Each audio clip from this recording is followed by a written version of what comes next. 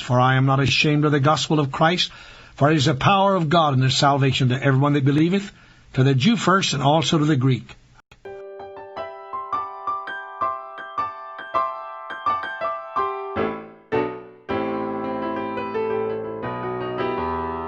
May God bless you, and I hope this is a great day for you with Christ.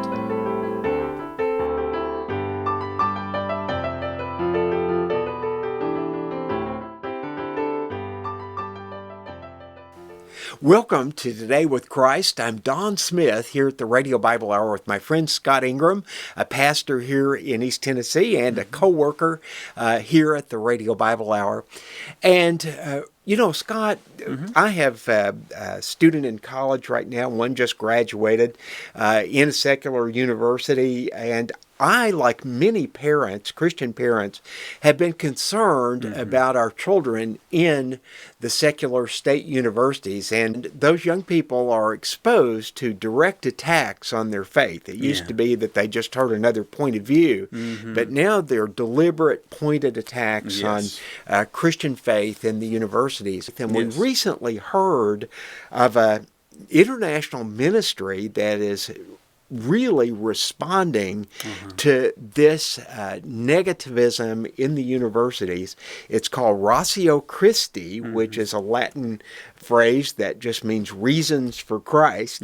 And its purpose is to teach students and faculty who are Christians to defend their faith. This is definitely a ministry that we need to get behind, because where else do we want to reach in and change the future if it not be in our young people? Our young people who are growing up in a generation right now devoid of the Word of God. Even when I was a young child, we would go to school and there would be maybe a Bible sitting on the desk of the teacher, or there would be an opening. I remember praying in school, and yet now we are in a situation where it's not just we won't have the Bible, we won't have the prayer. Now we're going to tell you why you shouldn't have that Bible and why you shouldn't have that prayer, and have it directed at you from a person who is an authority, being a teacher, who controls a lot of money that you've just put in here to go to this school. So this is really almost a persecution type thing here in the universities. So we need to be mindful of that. And the consequences are very dangerous. My wife and I had dinner in the last week with a dear Christian couple, strong in their faith, raised their children in the faith. One of their children went off to the state university where he is in one of the athletic programs and scholarship. He was introduced to smoking marijuana first in that athletic complex of kids, had his faith questioned.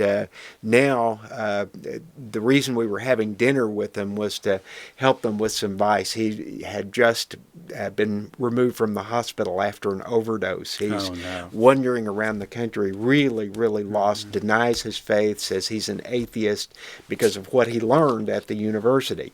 And I wanted to say, well, how's that working out for you, to him? How is that rejection of your faith? Has that led to a happier life for you? No, it's led to your near death. And so these are life and death issues. It's easy for a PhD in philosophy or with all that power and authority to challenge the faith of even a very strong person in faith who's 18 years old. And to me, it's almost like intellectual child abuse that takes place.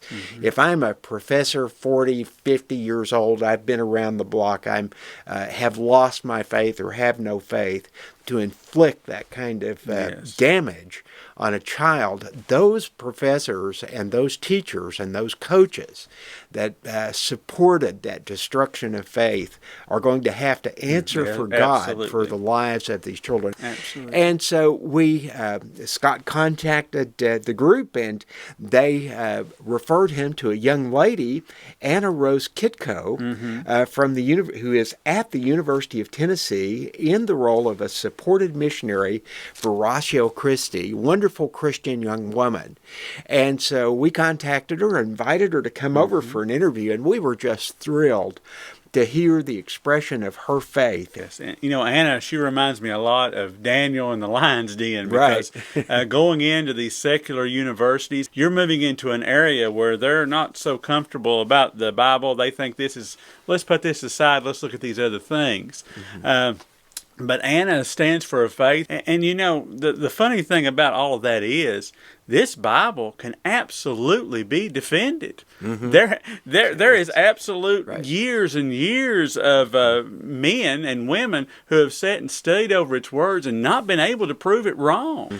So Anna can show us that. She is an apologist, and we're going to see that today in the ministry that she's going to present to us. So I hope you'll enjoy this interview.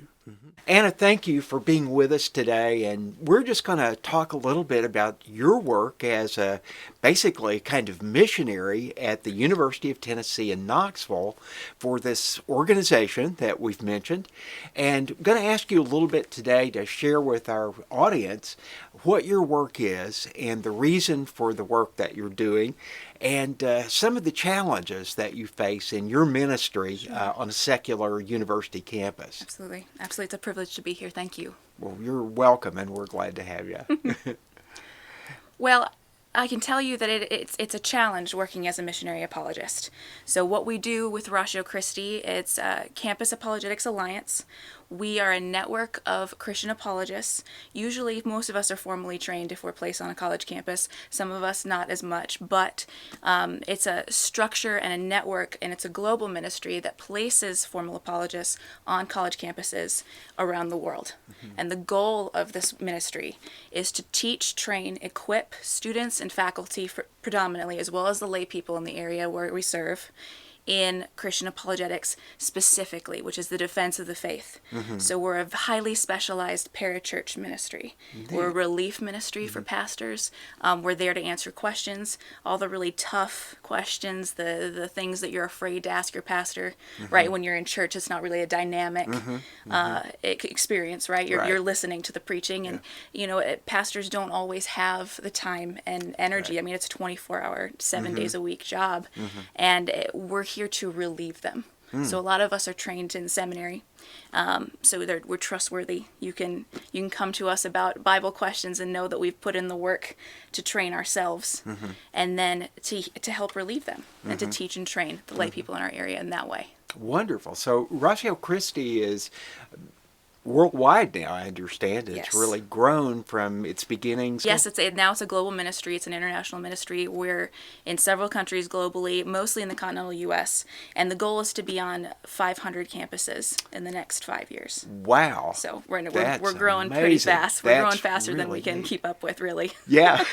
Well, more and more people are hearing about your work, and I know as a parent of a college student, in fact, one has just graduated, one's at UT, and I have a young one who'll be going to university in another year or so. And it's a concern for parents, especially Christian parents like me, when our kids go, they've grown up within a Christian framework, they've accepted Christ, they've gone on into higher education, and sometimes for the first time they find their faith really comes under attack. Absolutely. And not just indirectly challenged, but actively and sometimes very aggressively ridiculed or challenged. Absolutely.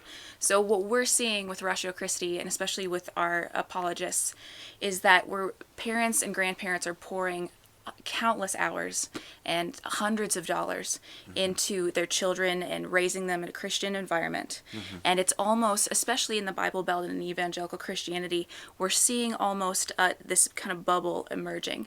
And it's where our kids are being raised in an environment where it's just assumed, Christianity is assumed constantly.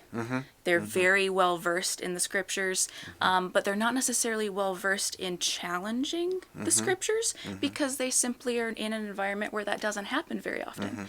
And so once they exit the bubble, as I put it, and into the university sphere, the first thing they get is faced with men and women with more degrees than a thermometer, as Matt Slick says of the Christian Apologetics Research Ministry, who are challenging their faith and are going to militantly work to make certain that their Christianity is left. And in fact, that's what's happening. We're seeing about 70% of college freshmen walk away from the faith that they have previously professed by the end of their freshman year. And it's my job to go in there and step into that gap between the students' backgrounds and then the secular forum that they're going into that we need them to go into, and to help equip and engage them in that particular way, and to act as a buffer between them and their secular faculty. And the power of the authority figure. I mean, I Absolutely. worked in the university environment for many years, was a professor at Florida Tech for about 10 years of my career, and I know how much influence and power. Now, I had mostly graduate students, and they didn't mind arguing with me and challenging me most of the time. But for undergraduates, a professor is an incredibly intimidating and powerful figure in their lives. They literally hold the power of certainly their economic future in their hands very often. Young people are often very frightened by that authority because the professor has serious power to influence, disrupt, or facilitate one's academic career and possibly one's future. Absolutely. And on top of that, what we're seeing too is, I mean, I can go back when I was 18, you know, it's the first time you're out of your parents' house and you're doing your own thing. And as soon as you walk into that environment and the professor's job, the first thing they do is say, oh, you were a Christian and your parents raised you that way. They didn't know what they were talking about. And you kind of engage with that a little bit because, you know, you're a Popinjay 18-year-old Right. and you're like, oh, well, I suspected my parents didn't know what they were talking about for a while too. So it appeals to that natural Absolutely. adolescent rebelliousness Absolutely. anyway. Absolutely. And then on top Yeah. of that, they're being introduced to things they've never seen before. Right. And in a time period that's particularly difficult to battle sin. And so if you have nowhere to go to ask these questions and to really go, okay, well, I'm doubting here or I'm challenged by this, it's much easier to just walk away. Interesting. So that's what Yeah. Ratio Christi wants to fight. We Neat. We really want Yeah. to step into that gap and be Now, that. you used the term, you said apologetics or Yes. apologist, described yourself. Can you tell our audience a little bit more about what that is? What does it mean? I mean, we think of apology as sort of giving reasons why we're sorry about something. But in the technical language of philosophy and history of theology, that has a very specific use. It does. It does Yeah. have a very specific use. So apologetics is the study of the defense of the faith. It comes from the Greek word apologia, which means defense, and we see it translated several times that way in the New Testament, especially when we're talking in about giving a defense for the hope that is in us. That word defense is apologia in Greek.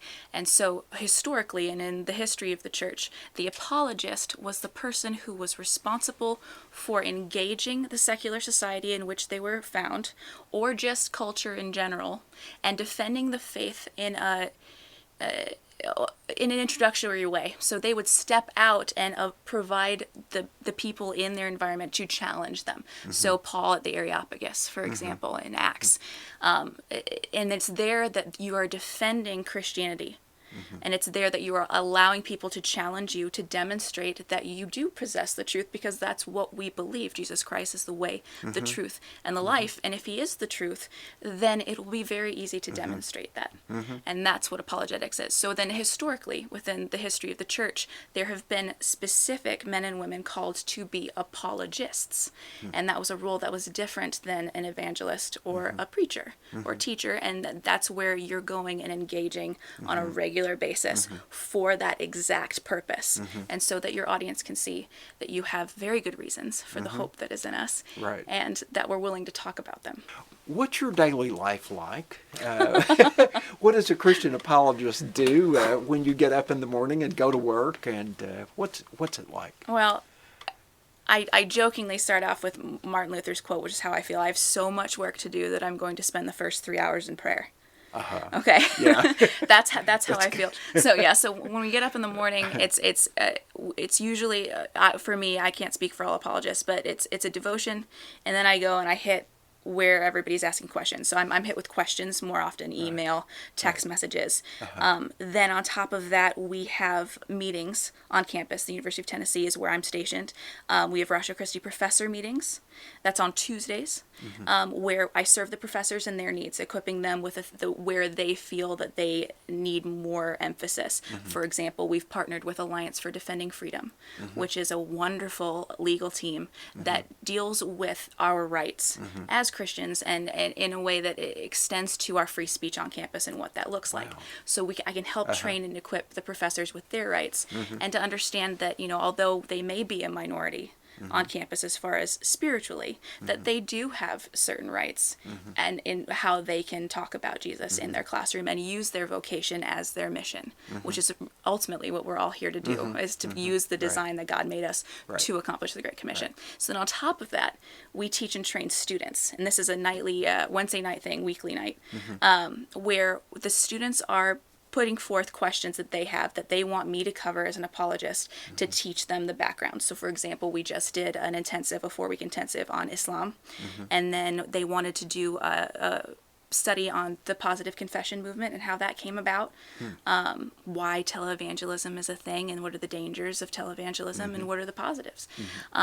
We've done, for example, I'm the cults and new religion specialist for our national staff team. So my students are trained a lot in cult psychology and how recruitment happens and why it happens. So we've done studies in Scientology, the Jehovah's Witnesses, Christian Scientists, all of these groups and groups that are actively being promoted on campus, because I want my students to make sure that they're out watching to make sure other students don't do the same thing. On top of that, we have a program called the Legatus Christi program, and that's Ambassadors for Christ.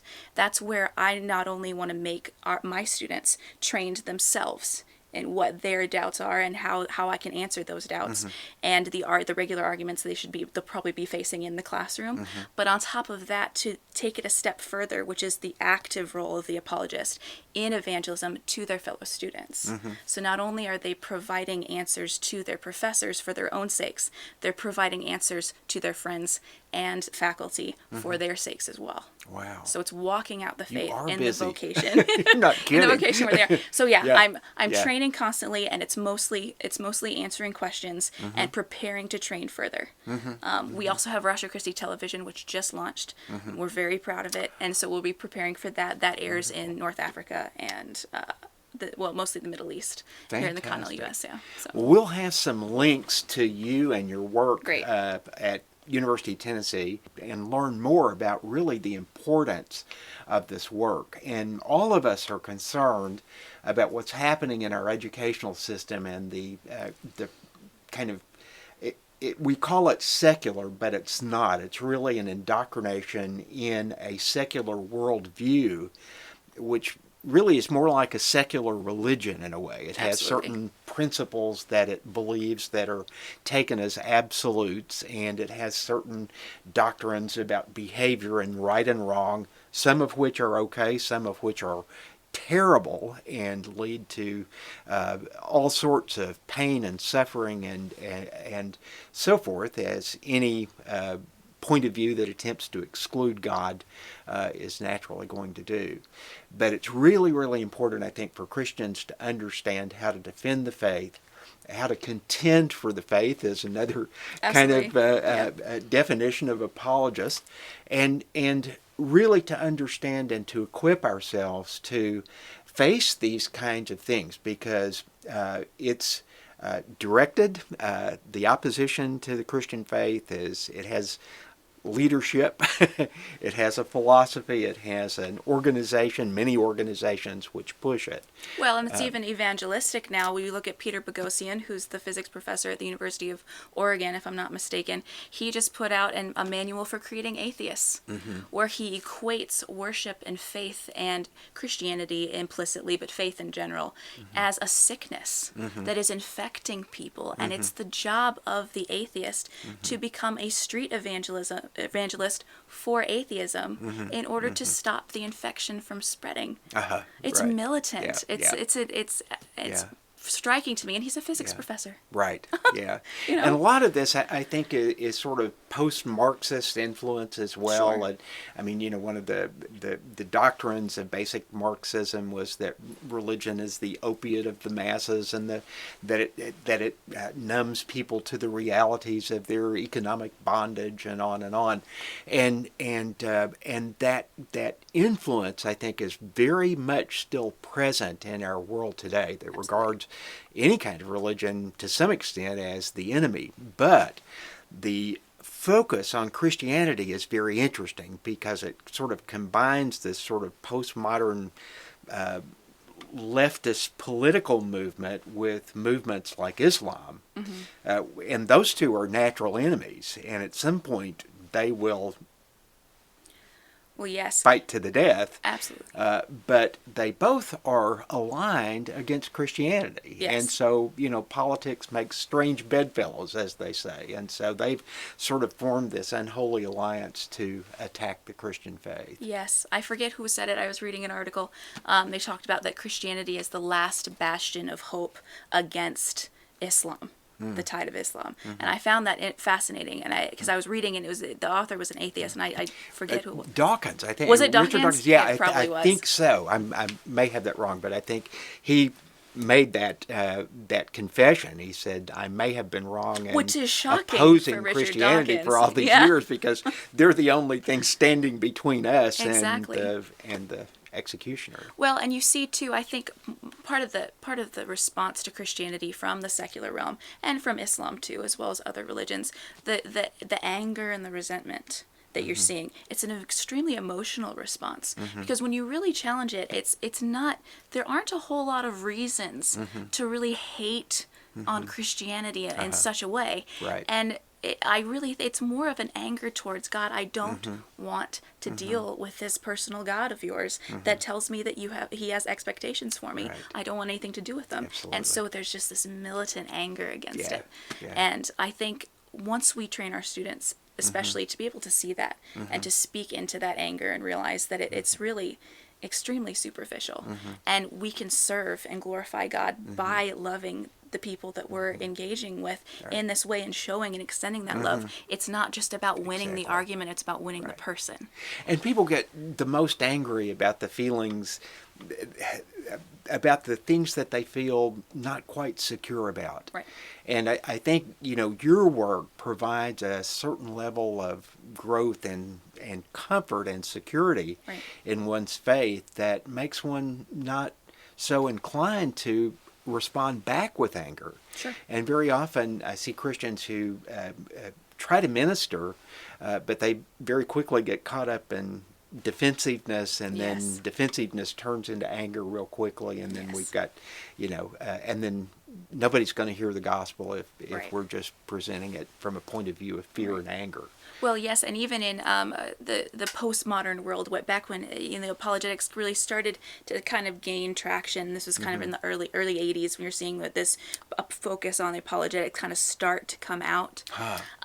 We're seeing that it used to be part of the negatives of apologetics was you kind of fell into one of two categories, and that was either you were an apologist that was stuck in your office and you were just kind of reading for your own sake, or you were overly zealous to the point of almost Pharisaic, out there to just win arguments and tear people down, and neither is a glorifying thing to God. Right. So the beauty of what Ratio Christi tries to do is to make absolutely certain that not only are we training you with the positions, the way of reasoning critically, reasoning what's the difference between valid and sound arguments, reasoning persuasively. There's a difference between proof and persuasion, and that matters because Paul talks about the art of persuasion in 2 Corinthians. It matters. We're tearing down mental strongholds for their sake, for the sake of the person in front of you, not for your own glory. Right. And so Ratio Christi really focuses on making sure that our apologists and our students are being trained in their conduct, not simply the content.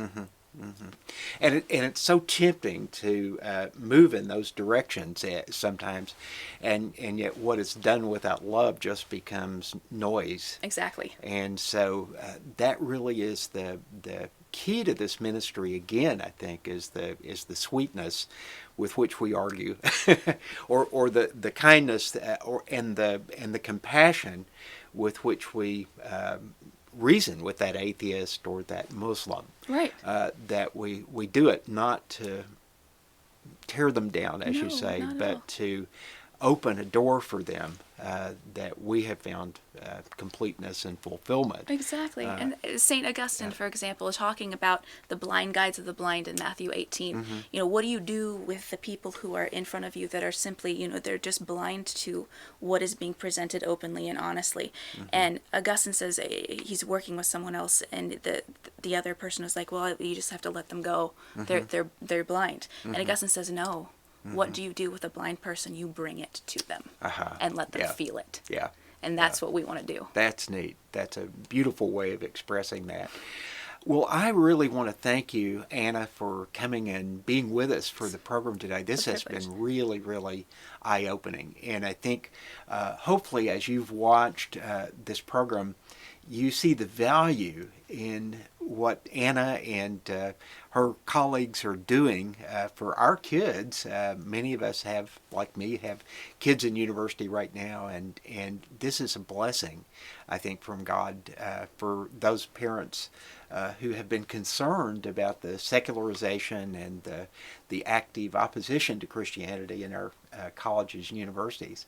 And you may want to consider supporting. Now, Anna, you're a supported missionary. That is, you depend on contributions to keep your position going. Exactly. And to make that happen. And would you share a little bit about how people could support you if they wanted to do that? I would love to. One of the neglected things in how we describe the role of stewards in the church and in the body of Christ is that they are absolutely missionaries in and of themselves. So we can't all be the hands and feet. We're one body. We need support. And just as it was in the Philippian church, and Paul points this out, that the stewards themselves who are financially equipping the missionaries and the apologists who go out and do their work are credited with the work of the missionary apologist. And I can't work without the stewards behind me. I have a ministry team. They're constantly praying for me, which is absolutely necessary.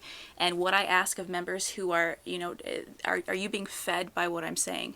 And if so, follow that. That's the Holy Spirit, you know. And if that's something that you can back financially, then I ask that you prayerfully do so radically and sacrificially, because what you're doing is partnering with me on a monthly basis to make sure that this continues to happen and is provided to more and more people as we grow. And in so doing, you are stepping into that gap that we talked about earlier with me, and that's what I need. I can't do this alone.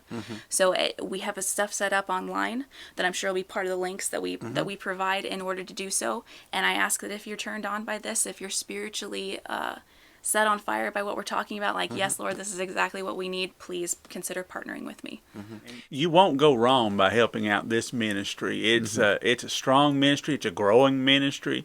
And, you know, we like to point people in the direction of ways to change this world for Christ, because I tell you, folks, we definitely need some changes in this culture for Christ today. And this is one way of doing it. And it's wonderful to see a bright young person that could really be succeeding in any field that she might choose, and yet she has responded to God's call to work to equip young people to defend their faith. That's just inspiring to me. Oh, yes, absolutely. Well, we thank you for being with us for Today with Christ, and I hope you'll join us again soon for another broadcast. And again, we hope and pray that this will be a wonderful day for you with Jesus Christ.